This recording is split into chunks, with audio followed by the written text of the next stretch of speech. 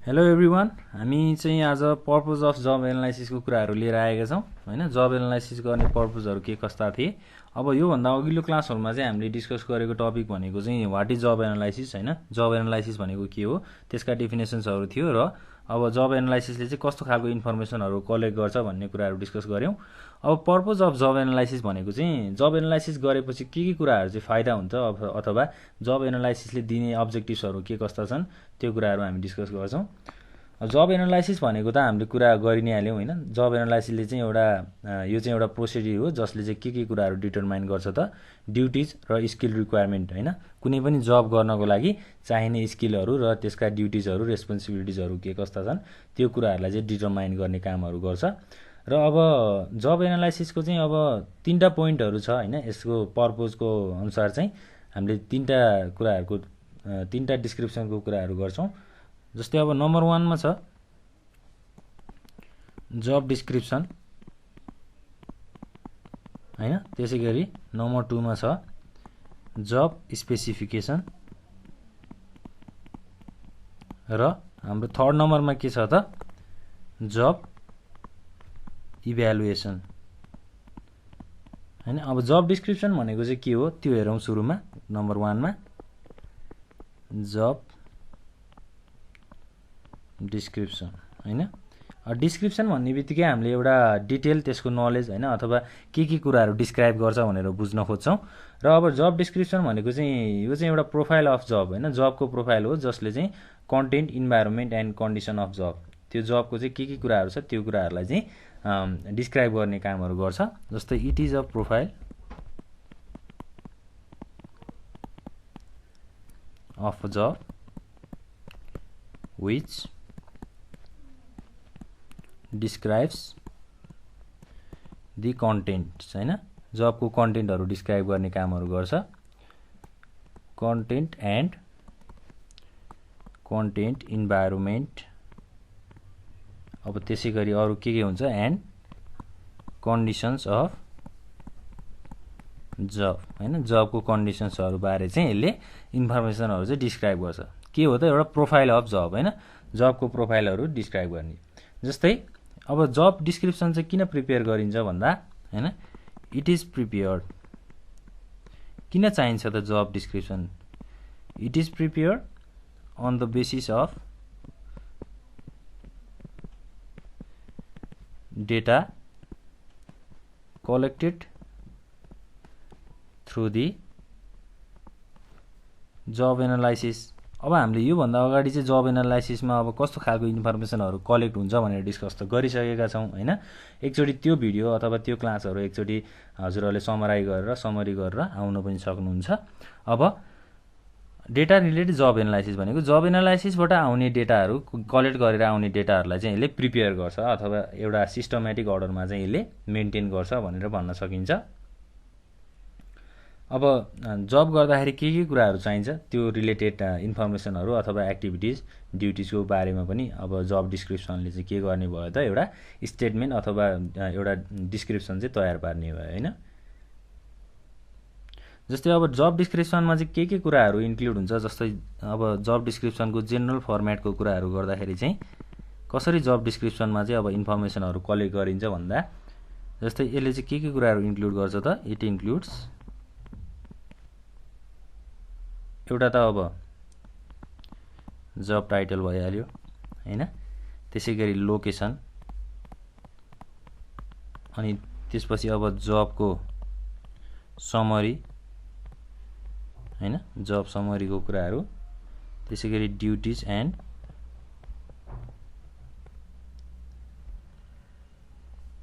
Features of job होइन। Duties र जबको फिचर्सहरू बारे चाहिँ यसले एउटा जेनरल फर्मेट प्रिपेयर गर्दो रहेछ। त्यो जेनरल फर्मेटमा चाहिँ यस्तो कुराहरू चाहिँ हामीले इन्क्लुड गर्नुपर्ने रहेछ है। ल अब जब डिस्क्रिप्सनलाई हामीले एउटा रिटर्न स्टेटमेन्ट पनि भन्न सक्छौँ होइन। एउटा रिटर्न स्टेटमेन्ट हो, it is a return statement जसमा चाहिँ के कुराहरू हुन्छ त अब जब होल्डरको होइन। जब होल्डरले चाहिँ के कुराहरू गर्छ। जब होल्डर डज होइन वाट जब होल्डर डज हैन। त्यसै गरी हाउ इट इज डन भनेको जबहरू कसरी गरिन्छ त्यो बारेमा, र वाइ इट इज डन भनेको जब किन गरिन्छ भन्ने कुराहरूको चाहिँ एउटा रिटन स्टेटमेन्ट चाहिँ हाम्रो जब डिस्क्रिप्सनमा हुन्छ भनेर भनिन्छ है। ल अब जब एनालाइसिस गर्ने पर्पजहरुमा एउटा जब डिस्क्रिप्सनको कुराहरू हामीले सकेका छौं हैन। के भन्न सकिन्छ त, जब डिस्क्रिप्सनलाई एउटा जबको प्रोफाइलको बारेमा इन्फर्मेसनहरू दिने अथवा यसको डिस्क्राइब गर्ने भनेर भन्न सकिन्छ। र प्रिपेयर किन गरिन्छ त, it is prepared on the basis of data collected through job analysis. किन गरिन्छ त भन्दा अब जब एनालाइसिसबाट आएको डेटालाई चाहिँ अब के गर्नु पर्यो त, हामीले प्रिपेयर गर्नु पर्यो हैन, स्टेटमेन्टहरू तयार पार्नु पर्यो। त्यसै गरी अब जेनरल फर्मेट हैन, जब डिस्क्रिप्सन भनेको चाहिँ एउटा जेनरल फर्मेट हो जसमा चाहिँ जब टाइटल, जबको टाइटल भनेको अब कस्तो खालको काम हो, कस्तो खालको जब हो त्यसको टाइटल लेख्ने, त्यसै गरी लोकेसन लेख्ने, जबको समरी लेख्ने र duties and features of job हैन। अब दायित्वहरू के कस्ता छन् र त्यो कुराहरू फुलफिल गर्नुपर्ने हुन्छ, त्यो कुराहरूलाई चाहिँ हामीले इन्क्लुड गर्छौं। र जब अब एउटा रिटर्न स्टेटमेन्ट पनि हो भनेर भन्न सकिन्छ हैन, जसमा चाहिँ अब जब होल्डरले के कुराहरू गर्छन् भनेर लेखिन्छ रिटर्न स्टेटमेन्टमा। र हाउ इट इज डन भनेको कसरी त्यो कामहरू अथवा त्यो जबहरू गरिन्छ त्यो कुराहरू गरिन्छ। र वाइ इट इज डन भनेको किन गरिन्छ हैन, वाइ भनेको किन गरिन्छ त्यो कामहरू, त्यसको बारेमा इन्फर्मेसनहरू चाहिँ एउटा जब डिस्क्रिप्सन अथवा रिटर्न स्टेटमेन्टमा चाहिँ इन्क्लुड हुन्छ।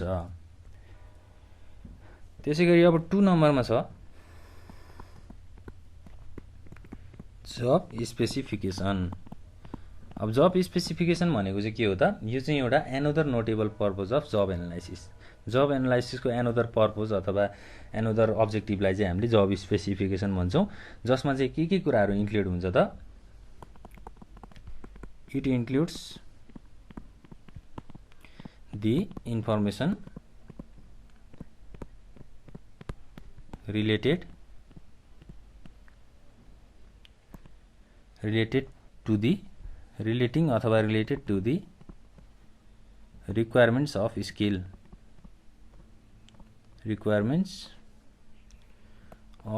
and abilities हैन। त्यसै गरी अरु के हुन सक्छ त, टु परफर्म स्पेसिफिक टास्क, कुनै पनि एउटा टास्कहरु परफर्म गर्नको लागि स्किल्स र एबिलिटिजहरु कस्तो खालको चाहिन्छ भन्ने कुराहरु, रिक्वायरमेन्टहरु के कस्ता छन् त्यो कुराको इन्फर्मेसनहरु नोट गर्ने अथवा त्यसलाई स्टेटमेन्टमा तयार पार्ने प्रोसेसलाई चाहिँ हामीले जब स्पेसिफिकेसन भनेर भन्न सक्छौं हैन।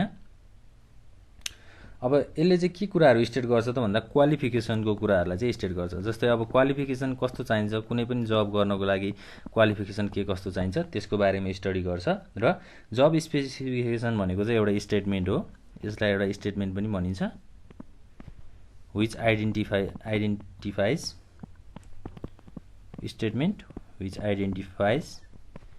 the knowledge, त्यसै गरी स्किल्स हैन, एबिलिटी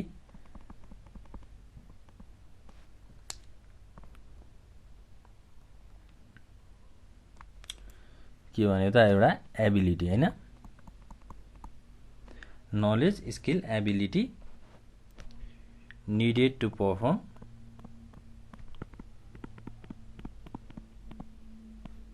the tasks effectively हैन। टास्कहरु इफेक्टिभली परफर्म गर्नको लागि चाहिने नलेज, स्किल र एबिलिटीहरुलाई आइडेन्टिफाई गर्ने एउटा स्टेटमेन्टलाई चाहिँ हामीले जब स्पेसिफिकेसन भनेर भन्न सक्छौं हैन।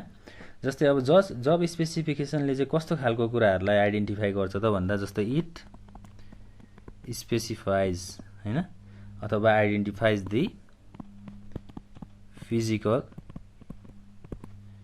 त्यसै गरी साइकोलोजिकल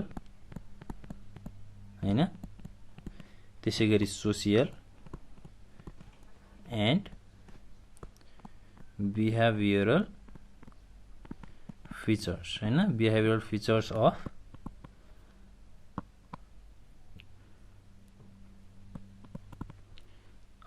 इम्प्लोइज हैन अथवा रिसोर्सेसको कुराहरु। जस्तै फिजिकल, साइकोलोजिकल, सोशियल र बिहेभियरल फिचर्सहरुलाई चाहिँ यसले स्पेसिफाई गर्ने अथवा कन्सर्न गर्ने कामहरु चाहिँ जब स्पेसिफिकेसनबाट हुँदो रहेछ। यसरी चाहिँ हामीले बुझ्नु पर्यो। त्यसैगरी अब हामी थर्डमा जान्छौँ, जब इभ्यालुएसन हैन। जब इभ्यालुएसनको बारेमा चाहिँ हामीले डिस्कस गर्छौँ अब। जस्तै in addition providing information for job description and job specification, job analysis also provides required information which are necessary for evaluating the worthiness job. भनेको जबको बारेमा अब जब कसरी भइरहेको छ हैन, कसरी हुनुपर्ने थियो, एउटा इभ्यालुएसन गर्ने अथवा एउटा मेजर गर्ने प्रोसेसलाई हामीले जब इभ्यालुएसन भन्छौँ। अब जब डिस्क्रिप्सन र जब स्पेसिफिकेसन स्टेटमेन्टहरू तयार पारिसकेपछि के गर्नु पर्यो त, त्यसको इभ्यालुएसन गर्नु पर्यो। एक्चुअल पर्फर्मेन्स के हो त्यसको मेजर गर्नु पर्यो हैन। कामहरू कसरी भइरहेको छ, जस्तै अब काम बढी हुनुपर्ने थियो कि कम हुनुपर्ने थियो कि हैन। अब इम्प्लोइजहरूले आफ्नो वर्थीनेस दिएका छन् कि छैनन्, आफ्नो 100% डेडिकेसनहरू लगाएका छन् कि छैनन्, त्यो कुराहरूलाई इभ्यालुएसन गर्ने अथवा मेजर गर्ने प्रोसेसलाई हामीले जब इभ्यालुएसन भनेर भन्न सक्छौँ। जस्तै अब जब इभ्यालुएसनले चाहिँ के कुराहरूमा हेल्प गर्छ त, it helps to establish value of jobs हैन। जब्सको भ्यालु बढाउने काम अथवा जब्सको महत्त्व बढाउने काम चाहिँ हामीलाई जब इभ्यालुएसनले गर्दो रहेछ। त्यसैगरी अब के भन्न सकिन्छ त, it evaluates the actual performance of the job. भनेको जब गर्दाखेरि एक्चुअल पर्फर्मेन्स के कस्तो छ त्यसको इभ्यालुएसन गर्ने अथवा मेजर गर्ने प्रोसेसलाई हामीले जब इभ्यालुएसन पनि भन्न सक्छौँ है।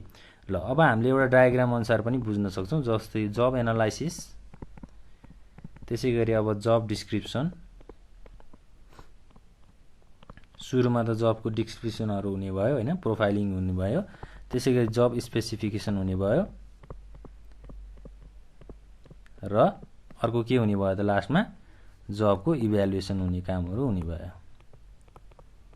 हैन, इभ्यालुएसन। ल अब यो कुराहरूलाई चाहिँ हामीले फिगरबाट पनि बुझ्न सक्छौँ।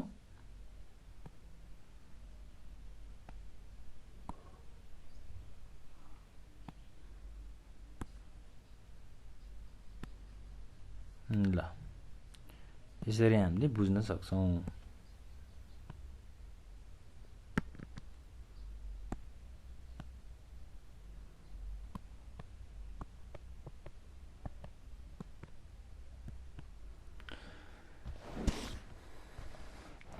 अब हामीले जब एनालाइसिसको पर्पजको कुराहरू त गऱ्यौँ हैन, तीनटा पर्पजको बारेमा। अब यसको अझै पोइन्टमा पनि हामीले यसलाई डिस्क्राइब गर्न सक्छौँ। जस्तै अब हामीले पोइन्टमा जेनरल पर्पजको बारेमा चाहिँ कसरी डिस्क्राइब गर्न सक्छौँ त, एउटा चाहिँ अब information about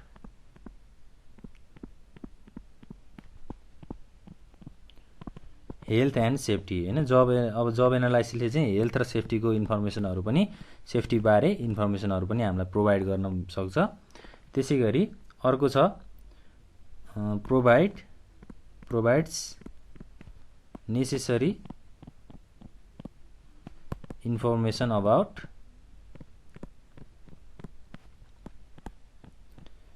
preparing human resource plan हैन। ह्युमन रिसोर्सको प्लानिङ गर्नलाई पनि यसले नेसेसरी इन्फर्मेसनहरू चाहिँ प्रोभाइड गर्दो रहेछ जब एनालाइसिसले। त्यसैगरी अर्को के हो त, हेल्प इन वर्क सिम्प्लिफिकेसन हैन। वर्कलाई सिम्प्लिफाई गर्नको लागि अथवा वर्क सिम्प्लिफिकेसन प्रोसेसमा पनि यसले हेल्प गर्दो रहेछ।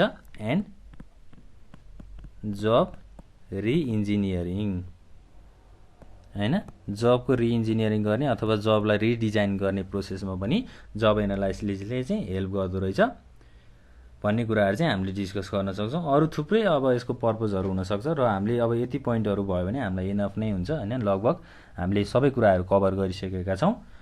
अब हामीले डिस्कस गर्ने भनेको लगभग यति नै हो। पर्पज अफ जब एनालाइसिसमा चाहिँ हाम्रो के कुराहरू आउँछ त, जस्तै अब जब डिस्क्रिप्सन, जब स्पेसिफिकेसन र जब इभ्यालुएसनको कुराहरू थियो।